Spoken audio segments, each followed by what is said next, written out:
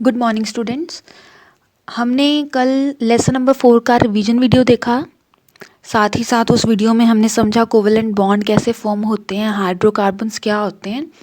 तो जितना सिलेबस हमारा कट शॉर्ट हो चुका है लेसन नंबर 4 का, हमने वो सारा एक बार रिवाइज उसको कर लिया। अब हम देखेंगे क्या पॉसिबिलिटीज़ हैं MCQs की हमारे बोर्ड के पेपर में आने की। तो जो मैं आज आपसे वीडियो शेयर करूँगी ये बेटा इनमें MCQs होंगे। ये ऐसा नहीं है कि यही MCQs पेपर में आएंगे, ऐसा तो कभी भी नहीं होता है। लेकिन इन MCQs में आपको हेल्प मिल सकती है कि किस तरह के न्यूमेरिकल्स जो हैं MCQs जो हैं पेपर में आ सकते हैं। तो let's begin the video with our first numeric MCQ, that is buckminsterfullerene is an allotrope of. बेटा यहाँ पे अब हमें एलोट्रॉप का मतलब वैसे मैंने आपको समझाया हुआ है पिछली वीडियोस में कि एलोट्रॉप का मतलब होता है फॉर्म। क्या इनमें से जो बकमिंस्टर फ्लोरीन है ये एक टाइप है, ये किसकी टाइप है? क्या ये सल्फर की टाइप है, क्या ये फॉस्फोरस की है, कार्बन की और फ्लोरीन की? आप सबको इनके बारे में थोड़ी थोड़ी नॉलेज ऑलरेडी ही है, क्लास 9 में भी हमने पढ़े हुए हैं ये एलिमेंट्स। अब देखिए जो कार्बन है का चैप्टर है, चैप्टर नंबर 4, उस पे आपको याद होगा पेज नंबर 61, दिस वन। इस पेज पे आपने पेज नंबर 61 पे आपने एलोट्रॉप्स ऑफ कार्बन पढ़ा है। अब देखिए फिगर देखने से ही आपको समझ लग जाएगा कि कार्बन एग्जिस्ट इन 3 फॉर्म्स, वो 3 फॉर्म्स में है। और ये तीनों जो हैं फॉर्म्स ये एक दूसरे से डिफर हैं, एक दूसरे से बिल्कुल मैच नहीं कर रही। जैसे एक तरफ है ग्रेफाइट जो हमारी पेंसिल्स के निब में आता है, जिससे हम लिखते हैं, उसमें क्या होता है, वो कौन सा चीज़ होता है उससे, वो ग्रेफाइट है। वो किसकी फॉर्म है? कार्बन की। दूसरी तरफ है डायमंड भी किसकी फॉर्म है? ये कार्बन की फॉर्म है। एंड नेक्स्ट हमारे पास जो थर्ड है वो क्या है? Carbon 60, that is Buckminster fluorine. तो अब बताइए आपको क्या लग रहा है इस क्वेश्चन में, इस MCQ में उसका क्या आंसर होना चाहिए? यस, उसका आंसर क्या होगा? Carbon. Now students, next MCQ is butane has the molecular formula C4H10. It has 13 covalent bonds, 10 covalent bonds, 17 covalent bonds और 12 covalent bonds. तो अब हम देख लेते हैं, सबसे पहले हम समझते हैं ये ब्यूटेन क्या है। बेटा आपको याद होगा पेज नंबर 64 पे हम लोगों ने ये समझा था कि जैसे मैथ्स में काउंटिंग 1 2 3 4 होती है, वैसे ही जो केमिस्ट्री में है, हम अगर कोई ऐसा स्ट्रक्चर, ऐसा कंपाउंड जिसमें एक कार्बन है तो हम उसको लिखते हैं मिथ। अगर उसमें 2 कार्बन हैं तो हम लिखते हैं इथ। तो ये काउंटिंग है केमिस्ट्री की, तो आपको ये याद रखनी है। आई होप आप में से सबने लर्न करा होगा इसको, पर फिर भी मैं रिकॉल करवा देती हूँ आपको। अगर 3 कार्बन एटम्स हों हमारे पास तो हम उसको प्रॉप लिखते हैं, प्रॉप। एंड अगर 4 हों, जैसे C4 है, तो यहाँ पे हम ब्यूट वर्ड यूज़ करते हैं। अब देखिए ये हो गया काउंटिंग का। अब इसके बाद हम देखेंगे कि ये जो पीछे एन है ये क्या है। इसको समझने के लिए आपको थोड़ा सा मुझे रिकॉल करवाना पड़ेगा। जैसे आपको पता है कि जो हमारे पास कार्बन होता है वो 3 तरह के बॉन्ड बनाता है। सबसे पहले सिंगल बॉन्ड, फिर डबल एंड ट्रिपल। कार्बन किस एलिमेंट के साथ सिंगल बनाएगा, डबल बनाएगा, ट्रिपल बनाएगा, ये सब डिपेंड करेगा वैलेंसी सेटिस्फाइड के लिए, जो उसने वैलेंसी या किसके साथ वो स्ट्रक्चर बना रहा है। तो देखेंगे कि please have a look on page number 60 page पे थोड़ा सा रिकॉल करेंगे। जैसे आपको पता है कि हाइड्रोजन हाइड्रोजन सिंगल बॉन्ड बना रहे हैं, ऑक्सीजन ऑक्सीजन डबल बॉन्ड बना रहे हैं, नाइट्रोजन नाइट्रोजन क्या बना रहे हैं? ट्रिपल बॉन्ड बना रहे हैं, just to satisfy their valency, अपनी वैलेंसी को सेटिस्फाई करने के लिए। तो देखिए जब भी कोई हमारे पास ऐसा मॉलिक्यूल जो सिंगल बॉन्ड बनाता है उसको हम बोल देते हैं एल्केन। एन वर्ड को थोड़ा सा आपने याद रखना है। जब भी किसी के कंपाउंड्स में डबल बॉन्ड बन रहा है तो अब डबल बॉन्ड को हम लिखते हैं ईन। अब जिनको मैं बॉक्स में डाल रही हूँ ये हम आगे यूज़ करेंगे। जिनमें कार्बन ट्रिपल बॉन्ड बना रहा है, कार्बन या कोई भी ऐसा एलिमेंट जो ट्रिपल बॉन्ड बना रहा है, जैसे कि हमने इस केस में देखा है नाइट्रोजन, तो अगर वो ट्रिपल बॉन्ड बना रहा है तो वो किन की कैटेगरी में आ रहा है? एल्काइंस। तो अब हम देखिए यहाँ पे आपको क्या लिखा है? ब्यूटेन। ब्यूट मतलब 4 कार्बन, एन मतलब सिंगल बॉन्ड। अब इसको हम ड्रॉ करके देखेंगे। ब्यूट मीन्स 4 कार्बन, तो 1, सॉरी नीचे लिख देते हैं, 1 2 3 एंड 4। अब देखिए कार्बन के पास 4 वैलेंस इलेक्ट्रॉन्स होते हैं, ठीक है। अब कार्बन अपनी वैलेंसी को सेटिस्फाई तभी करेगा जब उसके साथ कोई 4 इलेक्ट्रॉन्स उसे देगा। तो अभी हमारे पास ब्यूटेन था क्वेश्चन में, जिसका फॉर्मूला आता है C4H10। तो C हमने 4 लगा दिया। अब हमने हाइड्रोजन लगाना है, क्योंकि हाइड्रोकार्बन्स की चेन बनानी है। तो 1 bond, 2 bond, 3 bond and 4 bond. यहाँ पे 2 बॉन्ड उसके पास ऑलरेडी हैं, 2 हमने और लगा दिए। यहाँ पे भी 2 बॉन्ड उसके पास ऑलरेडी हैं, 2 हमने और लगा दिए। यहाँ पे ऑलरेडी उसने एक की वैलेंसी सेटिस्फाई करी है, बाकी 3 की वैलेंसी वो इस तरह से सेटिस्फाई करेगा। अब हम इसके ना, हाइड्रोजन कार्बन था, ठीक है ना, hydrogen and carbon means hydrocarbon की चेन चल रही है। तो हम क्या करेंगे, कार्बन हमने लगा दिया, अब हम हाइड्रोजन को सेटिस्फाई करवाते जाएंगे। ये देखिए, तो ये हमारे पास क्या बन गया? C1 2 3 4, कार्बन 4 आ गए, हाइड्रोजन 10। यहाँ से काउंटिंग शुरू करते हैं, क्या देखते हैं हमारे पास 10 ही हाइड्रोजन है। 1 2 3 4 5 6 7 8 9 एंड 10। यस, इसका मतलब ब्यूटेन का स्ट्रक्चर हमने बना लिया। इस वीडियो में हमने ये भी देख लिया कि ब्यूटेन का स्ट्रक्चर कैसे बन रहा है। और हमारे पास जरा क्वेश्चन क्या था उसको देख लेते हैं। Butane has the molecular formula C4H10। It has, बताने आपको कि इनमें से कितने कोवेलेंट बॉन्ड्स हैं। तो अब देखिए हम बॉन्ड्स को कैलकुलेट कैसे करेंगे। ये जो लाइंस हैं ये बॉन्ड्स रिप्रेजेंट कर रही है। तो हम यहाँ से काउंटिंग शुरू करते हैं, 1 2 3 4 5 6 7 8 9 एंड 10। 10 ये हो गए, 11 12 एंड 13। तो टोटल हमारे पास ये जो लाइंस हैं ये क्या शो कर रही हैं? ये बॉन्ड शो कर रही हैं। और अब देखेंगे कि हमारा आंसर क्या होने वाला है, 13, and this is the right answer. Let's move to the question number 3 now. Next MCQ is, which of the following statements are usually correct for carbon compounds? इनमें से जितनी statements आपको दी गई हैं, 4 statements दी गई हैं, इनमें से बताइए कि कौन सी statement बिल्कुल करेक्ट है। नंबर 1 है, they are good conductor of electricity, means carbon compounds are good conductor of electricity. जो कि हमने देखा है कि कार्बन कंपाउंड जो होते हैं वो गुड कंडक्टर ऑफ इलेक्ट्रिसिटी नहीं होते। कार्बन के जितने भी कंपाउंड्स होते हैं उनमें ज़्यादातर जो है वो इलेक्ट्रिसिटी को कंडक्ट नहीं करते। क्लियर? तो इसका मतलब ये फॉल्स हो गया हमारा स्टेटमेंट। तो फर्स्ट हमारा ऑप्शन रॉन्ग है। Number 2, they are poor conductor of electricity. Yes, ये पुअर कंडक्टर्स होते हैं इलेक्ट्रिसिटी के, लेकिन सिर्फ जो ग्रेफाइट है वो ही गुड कंडक्टर होता है। तो वो एक्सेप्शन में आ गया। तो हमने एक्सेप्शन नहीं लेना है, हमने जनरल बात करनी है। तो जनरल बात में क्या होगा, यस, जितने भी हमारे पास कार्बन कंपाउंड्स होते हैं वो पुअर कंडक्टर ऑफ इलेक्ट्रिसिटी होते हैं। तो ये हमने क्या कर दिया, ऑप्शन हमारा ठीक है, second one is correct. They have strong force of attraction. भाई कार्बन जो होता है वो तो कोवेलेंट बॉन्ड बनाता है, और जो कोवेलेंट बॉन्ड होता है वो तो स्ट्रांग नहीं होता है, वो तो वीक होता है, उनमें तो फोर्सेस स्ट्रांग होती ही नहीं है। लेकिन जो आयनिक बॉन्ड होता है वो स्ट्रांग होता है। तो यहाँ पे हमारी जो थर्ड स्टेटमेंट है वो क्या हो गई, फॉल्स हो गई। They do not have strong forces of attraction. Yes, जो कार्बन कंपाउंड्स होते हैं उनमें स्ट्रॉन्ग फोर्सेज नहीं होती हैं, क्योंकि वो कौन सा बॉन्ड बना रहा है, कोवेलेंट बॉन्ड बना रहा है। तो अब हम देखते हैं कि हमारी कौन सी स्टेटमेंट जो है बिल्कुल एक्यूरेट है।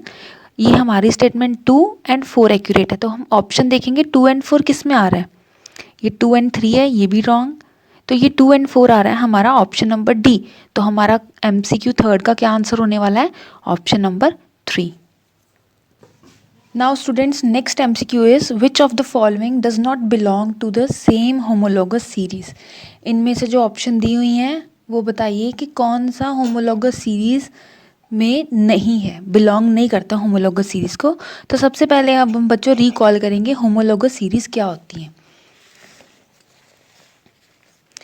आप सबको ये पता है कि जो होमोलोगस सीरीज होती है वो हमारे पास टोटल 3 तरह की होती हैं। यस,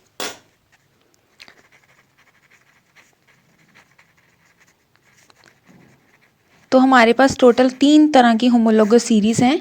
नंबर 1 है alkanes, number 2 alkenes and number 3 alkynes.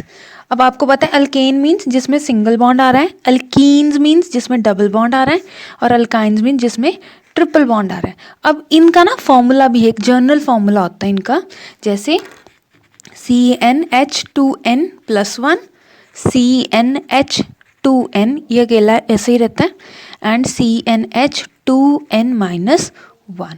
तो ये 3 जनरल फॉर्मूला हमारे पास हैं होमोलोगस सीरीज के। बेटा यहाँ पे 1 नहीं आना है, वहाँ यहाँ पे 2 आएगा, ठीक है। तो ये हमारे पास सीरीज है। अब हम ऑप्शंस देख लेते हैं। सबसे पहले हमारे पास ऑप्शन है CH4, तो अब हम देखेंगे कौन सा फॉर्मूला सेटिस्फाई हो रहा है। अगर मैं C की वैल्यू 1 पुट करूँ, ये इसको चेक कर लेते हैं। C की N की वैल्यू अगर मैं 1 पुट करूँ तो 1 लिखना नहीं होता, जस्ट ऐसे ही, कुछ नहीं है C के साथ, तो यहाँ पे C के साथ कुछ नहीं है, इट मीन C के साथ है 1। तो H2 आ गया, N की जगह पे 1 आ गया, और ये 2 वाला यहाँ पे आ गया, तो ये बन गया CH4। तो ये फर्स्ट वाला जो है किसको बिलोंग कर रहा है, ये अल्केन को बिलोंग करता है। तो इसी तरह से हम सेकंड वाला चेक कर लेते हैं। चलो इसी में डाल के देख लेते हैं क्या C की, जब इस फॉर्मूला में हम N की वैल्यू को 2 डाल दें, H की वैल्यू यहाँ पे क्या क्या बनेगा, ये 2 2 ज़ा 4, 4 + 2 6, तो ये C2H6। तो ये सेकंड वाला भी किसको बिलोंग कर रहा है, एल्केन को ही बिलोंग कर रहा है। अब हमें क्वेश्चन था कि कौन सा सेम होमोलोगस सीरीज को बिलोंग नहीं कर रहा है, तो ये दोनों सेम होमोलोगस सीरीज को बिलोंग कर रहे हैं, जिसका नाम है अल्केन। अब हम थर्ड वन को चेक कर लेते हैं। अब हम 3 है, C3 है ना, ऐसे है ना, C3H8, तो हम N की वैल्यू को डालेंगे। अब हम यहाँ पे N की वैल्यू डाल देंगे 3, H आ गया 2, N की वैल्यू 3 डालेंगे, और ये 2 प्लस ऐसे ही आ गया C3, 2 3s are 6, 6 + 2 8, तो ये बन गया फॉर्मूला। इसका मतलब ये जो थर्ड ऑप्शन है हमारे पास, ये भी एल्केन्स होमोलोगस सीरीज को बिलोंग कर रही है। अब हम फोर्थ को डाल के देखते हैं। अब ये हमारा जनरल फॉर्मूला है, इसमें हम N की वैल्यू को क्या डालेंगे, 4, N की वैल्यू को 4 डालेंगे, तो देखते हैं C4H2, N की वैल्यू को डालेंगे 4 + 2, अब क्या आएगा, 2 4s are 8, 8 + 2 10, तो ये H10 बन रहा है। लेकिन हमारे पास ऑप्शन क्या है, C4H8, इट मीन्स ऑप्शन जो 4 है वो होमोलोगस सीरीज को बिलोंग नहीं कर रही है, क्योंकि ये देखिए जितने भी ये सीरीज हैं, सबसे पहले नंबर पे तो अगर हम इनका डिफरेंस चेक करें, फर्स्ट और सेकंड ऑप्शन में डिफरेंस क्या है, CH2 का, वही डिफरेंस इसमें आ रहा है CH2, क्योंकि यहाँ पे कार्बन 2 है, यहाँ पे कार्बन 3 है, तो एक कार्बन और 2 हाइड्रोजन का डिफरेंस, तो ये सेम चल रहा है। लेकिन यहाँ पे आके डिफरेंस भी सेम नहीं कर रहा है, प्लस हमने जनरल फॉर्मूला लगा के भी चेक कर लिया कि yes, option D is not belongs to the same homologous series. सभी अल्केन्स को फॉलो कर रहे हैं, लेकिन ये अल्केन्स का फॉर्मूले को सेटिस्फाई नहीं कर रहा है। तो बेटा फोर्थ का आंसर क्या हो गया, option D. Now students, the next question is which of the following structure accurately represents the electron dot structure of chlorine molecule। इनमें से आपको देखिए, अगर मैं इसको जूम करके आपको दिखाऊं तो ये क्लोरीन की ना 4 स्ट्रक्चर्स एज अ ऑप्शन आपको दी गई हैं। आपने बताना है कि इनमें से कौन सी वाली ऑप्शन जो है एक्यूरेट है। तो सबसे पहले तो हम देखेंगे कि इलेक्ट्रॉन डॉट स्ट्रक्चर को रिवाइज कर लेते हैं। चलो कि इलेक्ट्रॉन डॉट स्ट्रक्चर कैसे बनाएंगे हम क्लोरीन का, ठीक है, इसको देख लेते हैं पहले। तो बेटा हमें पता है कि जो क्लोरीन है उसका सिंबल होता है Cl, उसका एटॉमिक नंबर कितना होता है क्लोरीन का, 17। अगर हम उसकी इलेक्ट्रॉनिक कन्फिग्रेशन की बात करें तो क्या आएगा, 2 8 एंड 7, तो हो गए ना 8 + 2 10 एंड +7। तो देखिए इसके लास्ट वाले शेल में आपको पता है कितने इलेक्ट्रॉन्स होने चाहिए, 8 होने चाहिए, लेकिन यहाँ पे कितने हैं, 7 हैं।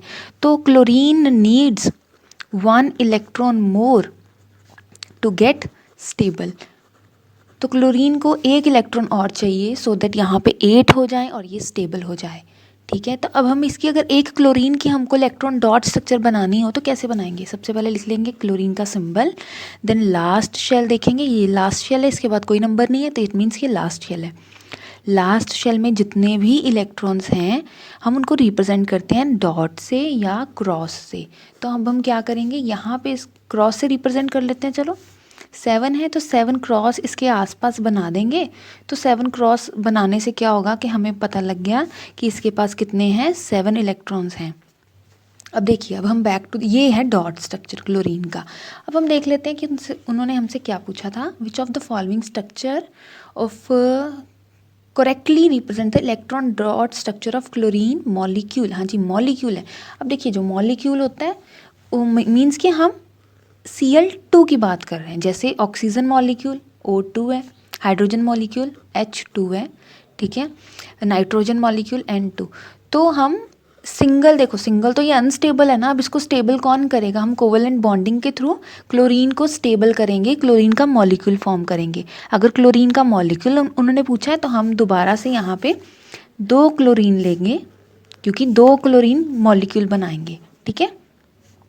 तो 7 इलेक्ट्रॉन्स होते हैं उसके लास्ट शेल में, तो वही बात हम दोबारा से यहाँ पे लिख देंगे।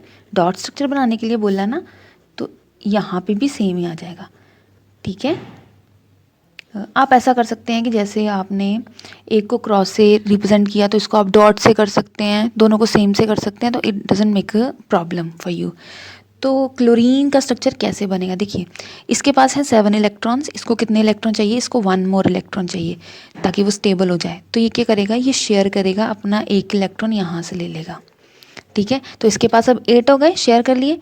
लेकिन जब इस क्लोरीन को स्टेबल होना है, इसके पास भी तो 7 इलेक्ट्रॉन्स है ना, इसको स्टेबल होने के लिए भी 1 इलेक्ट्रॉन चाहिए। तो जब इसने स्टेबल होना है, ये क्लोरीन क्या करेगा, अब 1 इलेक्ट्रॉन इसका ले लेगा, ठीक है। तो ये हमारे पास सिंगल बॉन्ड बन गया, क्लोरीन क्लोरीन के बीच में क्या बन गया, सिंगल बॉन्ड बन गया।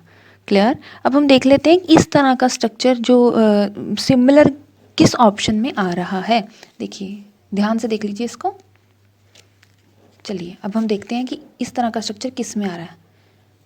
पहले तो हम इलेक्ट्रॉन्स काउंट कर लेते हैं, 2 3 4 5 6 7। हाँ जी, एक इसका हो गया होगा और एक इसका इलेक्ट्रॉन होगा। तो यहाँ पे देख लेते हैं 2 2 4 2 6 और एक 7। यस, ये भी ठीक लग रहा है हमें, मुझे अब तक ये ठीक लग रहा है, यही ऑप्शन करेक्ट होने वाली है।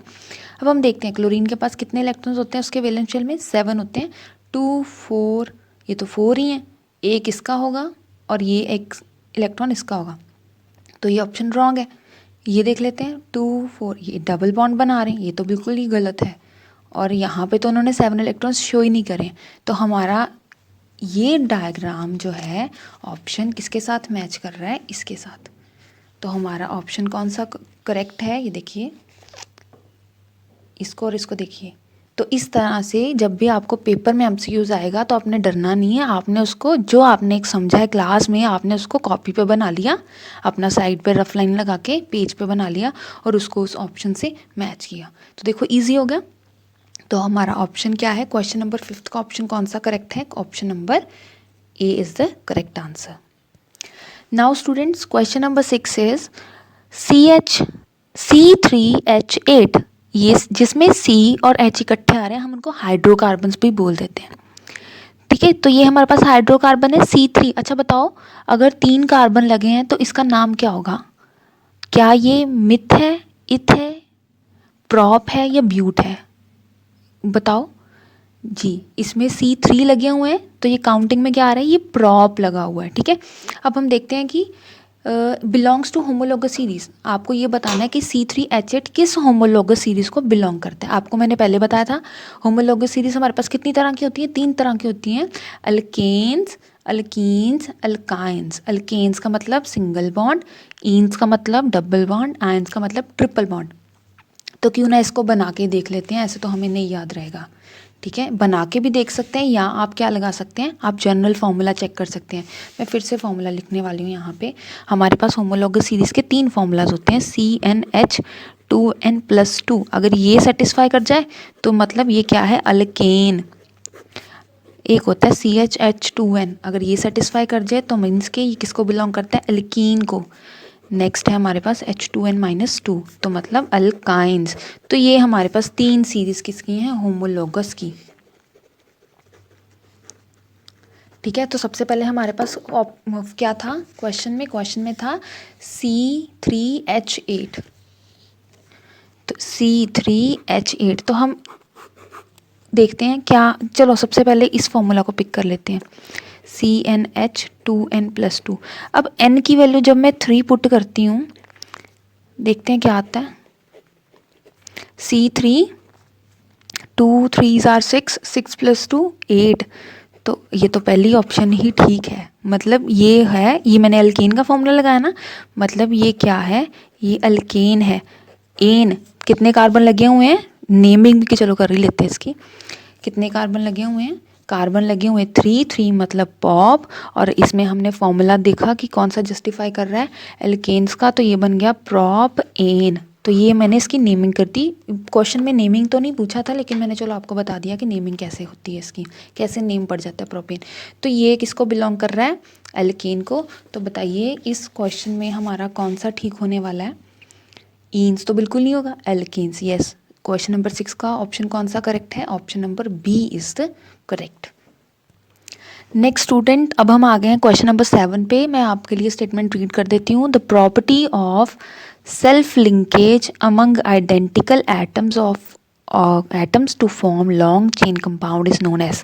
कौन सी ऐसी प्रॉपर्टी होती है सेल्फ लिंकेज की, सेल्फ लिंकेज मतलब एक एटम दूसरे एटम के साथ बॉन्ड बना रहा है। ठीक है, जैसे कार्बन कार्बन के साथ ही बॉन्ड बना रहा है, हाइड्रोजन हाइड्रोजन के साथ ही बॉन्ड बना रहा है, तो इसको सेल्फ लिंकेज प्रॉपर्टी बोलते हैं। बताइए ऐसी प्रॉपर्टी किस केस में होती है, या उसको क्या बोलते हैं, क्या डेफिनेशन होती है इस प्रॉपर्टी की। ये डेफिनेशन लिखा हुआ है, आपको मेन टर्म बतानी है। क्या उसे कैटिनेशन बोलते हैं, आइसोमरिज्म बोलते हैं, सुपरपोजिशन बोलते हैं, हैलोजिनेशन बोलते हैं। तो बेटा आपने ये पेज नंबर 62 जो है बुक का, जिसपे आपको वर्सेटाइल नेचर ऑफ कार्बन दिया गया है, इसमें वर्सेटाइल नेचर की जब हमने बात की थी तो हमने देखा था कि कार्बन वर्सेटाइल क्यों है, क्योंकि उसके पास 2 मेन प्रॉपर्टीज़ होती हैं। कौन सी, एक होती है सेल्फ लिंकेज की, जिसको हम कैटिनेशन बोलते हैं। इसमें कार्बन अपने ही कार्बन एटम के साथ बहुत लॉन्ग चेन्स को फॉर्म करता है, और इस तरह की प्रॉपर्टी को क्या बोलते हैं, कैटिनेशन। और दूसरी कौन सी थी वर्सेटाइल नेचर में, दूसरी थी टेट्रावेलेंसी। टेट्रावेलेंसी मीन्स कार्बन के पास लास्ट शेल में सिर्फ 4 इलेक्ट्रॉन्स होते हैं, उसकी वैलेंसी 4 होती है। तो बेटा यहाँ से आपको कुछ गेस हुआ इसका क्या आंसर होगा, यस, इसका आंसर होने वाला है catenation. Very good. Next question is a molecule of ammonia NH3। NH3 का अब हमें यहाँ पे नाम भी याद हो गया है, अगर किसी बच्चे को नहीं पता था तो। अमोनिया का क्या फॉर्मूला होगा, NH3। अब बताना है आपको कि क्या ये सिंगल बॉन्ड बना रहा है, डबल बॉन्ड बना रहा है, ट्रिपल बॉन्ड बना रहा है, या 2 डबल बॉन्ड्स बना रहा है, एक सिंगल बॉन्ड बना रहा है। देखो कई बच्चों को तो देख के तो कुछ नहीं समझ आया होगा, तो क्या हम करेंगे, अब हम इसका स्ट्रक्चर बनाते हैं। चलो ऐसे क्या होगा, आपको स्ट्रक्चर भी बनाना। Now student, this is the MCQ number 8। A molecule of ammonia NH3 has, जो अमोनिया NH3 होता है उसका जो मॉलिक्यूल होता है उनमें कौन सा बॉन्ड बनता है, क्या उनमें सिंगल बॉन्ड बनता है, नंबर 2 ऑप्शन इज क्या उनमें डबल बॉन्ड बनता है, नंबर 3 क्या उनमें ट्रिपल बॉन्ड बनता है, या number option D 2 double bonds बनते हैं और एक सिंगल बॉन्ड बनता है। तो सबसे पहले हम इस क्वेश्चन को, अगर इस तरह के MCQs पेपर में आ जाते हैं तो आपको सबसे पहले बना के देखना पड़ेगा इसका स्ट्रक्चर। तो हम बिगिन करते हैं इसका स्ट्रक्चर बनाना। हमारे पास है NH3, N means nitrogen and H means आप सबको पता है हाइड्रोजन। यहाँ पे ये जो नंबर रिप्रेजेंट कर रहा है ये बता रहा है हमें कि H के 3 जो हैं हमारे पास मॉलिक्यूल्स हैं। तो सबसे पहले देख लेते हैं, नाइट्रोजन का एटॉमिक नंबर होता है 7, कॉन्फ़िगरेशन करेंगे तो ये आ जाएगी 2 and 5, 5 + 2 7 हो जाएंगे। और हाइड्रोजन का एटॉमिक नंबर होता है 1, और हाइड्रोजन हमारे पास कितने नंबर में है, ये हमारे पास 3 नंबर में है। तो डॉट स्ट्रक्चर बनाएंगे, डॉट स्ट्रक्चर जब बनाएंगे तो हम देखेंगे N लिखेंगे, सिंबल है ये नाइट्रोजन का, 5 इलेक्ट्रॉन है उसके आउटर मोस्ट शेल में। और आपको पहले भी मैंने पिछली वीडियो में बताया था कि अगर जो लास्ट शेल में जितने इलेक्ट्रॉन्स होते हैं हम डॉट स्ट्रक्चर में उन्हीं इलेक्ट्रॉन्स को रिप्रेजेंट करते हैं। तो इसके आसपास मैं 5 क्रॉस बना दूंगी, और ये जो 5 क्रॉस होंगे ये क्या हैं, ये होंगे हमारे पास नंबर ऑफ 5 इलेक्ट्रॉन्स। अब कितने हाइड्रोजन है हमारे पास, तीन हाइड्रोजन है और तीनों के पास क्या होता है, एक एक इलेक्ट्रॉन है। तो एक हाइड्रोजन मैंने यहाँ पे लगा दिया, इसका इलेक्ट्रॉन मैंने डॉट से रिप्रेजेंट करा। एक हाइड्रोजन मैंने यहाँ लगा दिया, एक हाइड्रोजन यहाँ लगा दिया। अब ये जो नाइट्रोजन है ये क्या चाहता है, ये चाहता है कि मेरा बॉन्ड कंप्लीट हो जाए, मेरा वैलेंस जो शेल है वो कंप्लीट हो जाए। इसके वैलेंस शेल में है 5 इलेक्ट्रॉन, तो 5 है तो इसको कितने मोर चाहिए, इसको +3 इलेक्ट्रॉन्स और चाहिए। मतलब ये एक समय पे 3 हाइड्रोजन के पास जाएगा और उनसे उनका एक एक इलेक्ट्रॉन ले लेगा और अपना कर लेगा शेल को कंप्लीट। दूसरी तरफ देखेंगे कि हाइड्रोजन क्या करेगा, हाइड्रोजन क्या करेगा, एक नाइट्रोजन का इलेक्ट्रॉन ले लेगा और अपनी कन्फिग्रेशन को, अपनी वैलेंसी को वो स्टेबल कर लेगा। तो आपको पता है कि उस हाइड्रोजन की वैलेंसी 1 होती है, इसका मतलब उसके एक शेल में जो के शेल है उसमें सिर्फ एक इलेक्ट्रॉन है। अब क्या करेगा, वो करेगा शेयरिंग करी उसने, कोवलेंट बॉन्ड बनाया, और कोवलेंट बॉन्ड बनाया उसने नाइट्रोजन के साथ। तो देखो हर केस में हाइड्रोजन की वैलेंसी कंप्लीट हो गई, सेटिस्फाई होगी। अब नाइट्रोजन की तरफ चलते हैं। नाइट्रोजन के देखो कितने इलेक्ट्रॉन्स थे उसके पास, 5 थे और उसने 3 ले लिए इलेक्ट्रॉन्स हाइड्रोजन से। तो जब ये नाइट्रोजन चाहेगा, ये क्या करेगा, ये हाइड्रोजन के तीनों इलेक्ट्रॉन्स को ले लेगा। तो ये 5 उसके इलेक्ट्रॉन्स हो गए जो हमने क्रॉस से लिखे हैं, और ये 3 डॉट्स वाले हो गए, 5, 6, 7 एंड 8। इस तरह से नाइट्रोजन ने हाइड्रोजन के साथ बॉन्ड बना के क्या कर लिया, अपनी वैलेंसी को कंप्लीट कर लिया।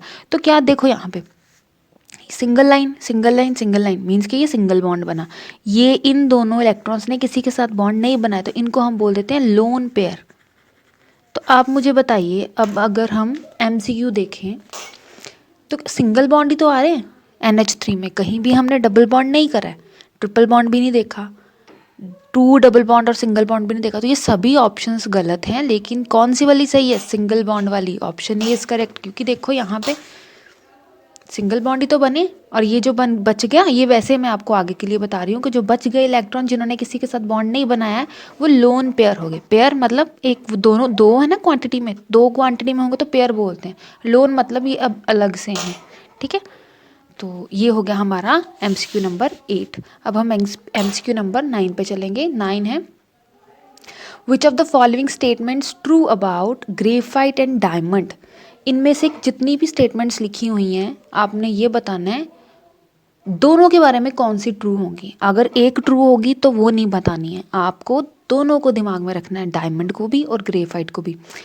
They have the same crystal structure, क्या उनकी सेम क्रिस्टल स्ट्रक्चर होती है डायमंड की और ग्रेफाइट की। अगर आपको याद हो पेज नंबर 61, ये देखिए क्या सेम स्ट्रक्चर है, ये डायमंड का है, ये सॉरी ग्रेफाइट का है स्ट्रक्चर, ये डायमंड का। क्या सेम स्ट्रक्चर है दोनों की, नो, दोनों की सेम स्ट्रक्चर नहीं है।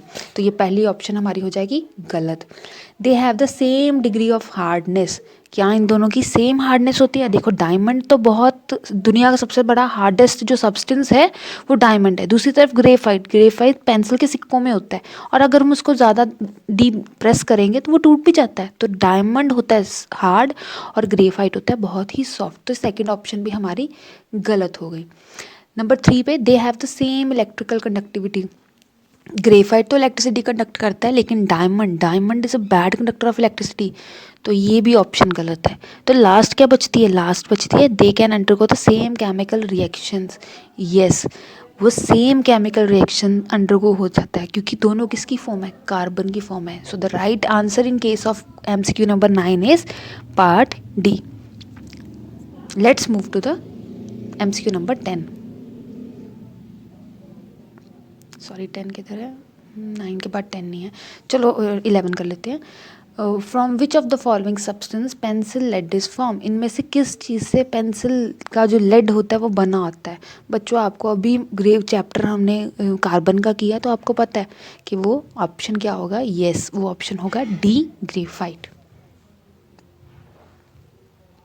ये इजी था न्यूमेरिकल, इसमें ज़्यादा दिक्कत नहीं है। 12, why does carbon form compounds mainly by covalent bonding. क्या रीज़न है भी, कार्बन आयनिक बॉन्ड नहीं बना रहा है, कार्बन सिर्फ और सिर्फ कौन से बॉन्ड बना रहा है, कोवेलेंट बॉन्ड बना रहा है। तो इसका जो सारे का सारा थ्योरी था आपको पेज नंबर 59 पे मैंने पढ़ाया।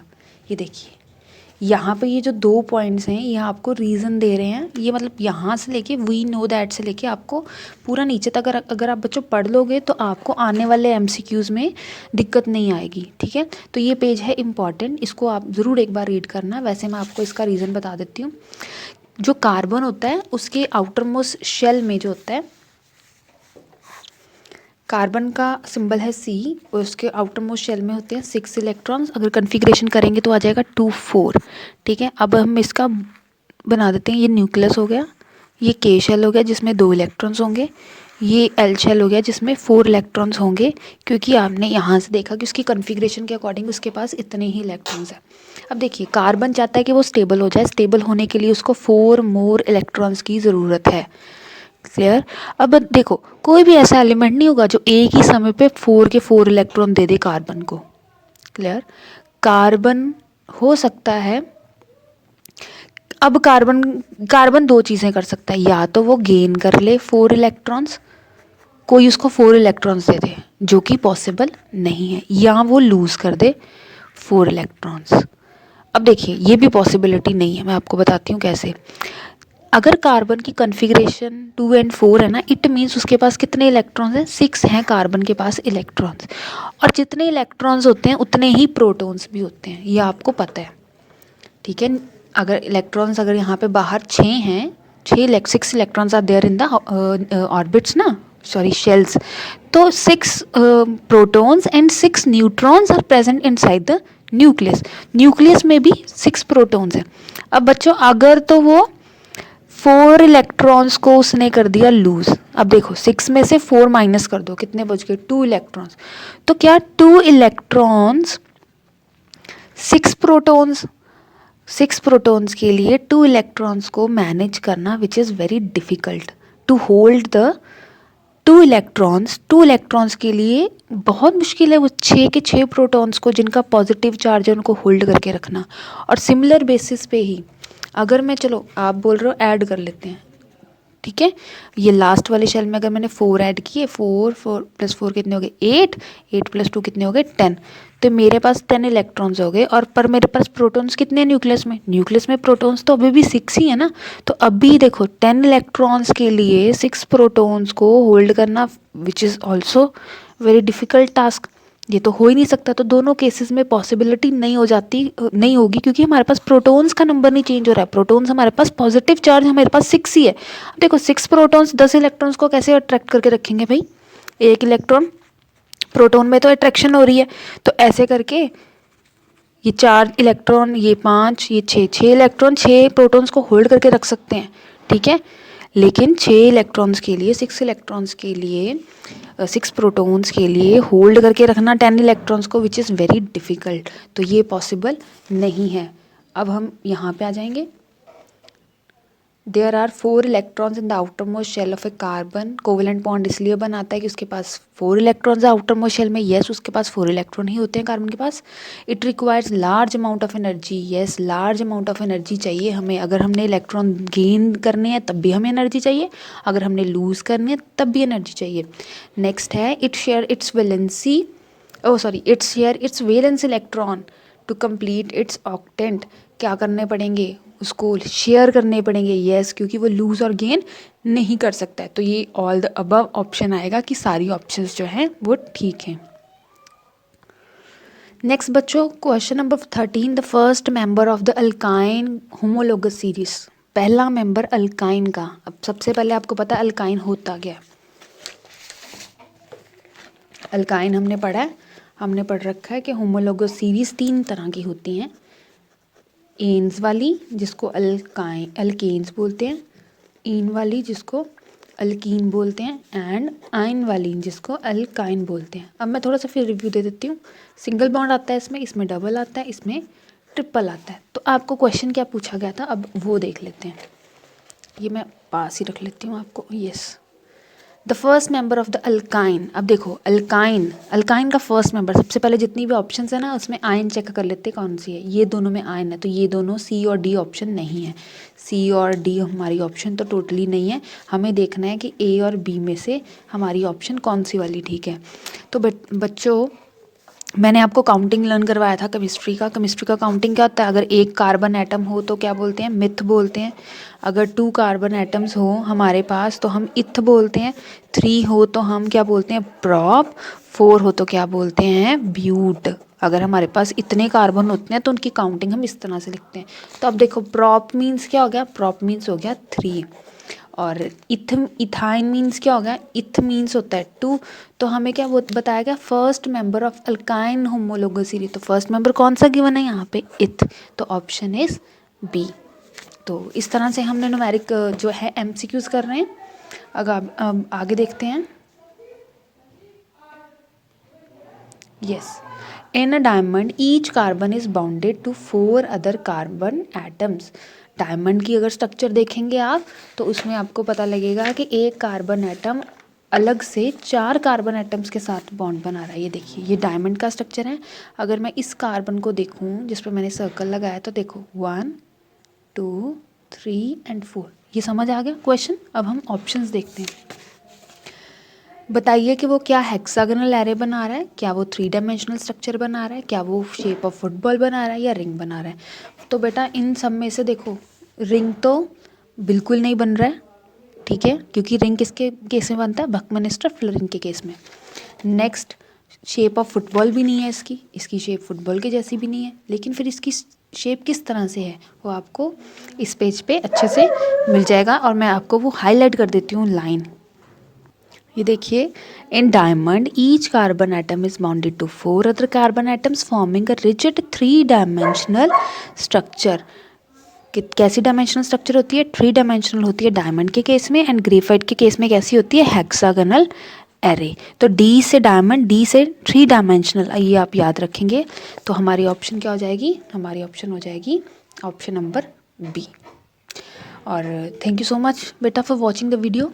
और आई होप अब मैं इसके बाद आपको जो वीडियो बताऊंगी वो आपको थोड़ी सी और इजी लगेगी। And thank you.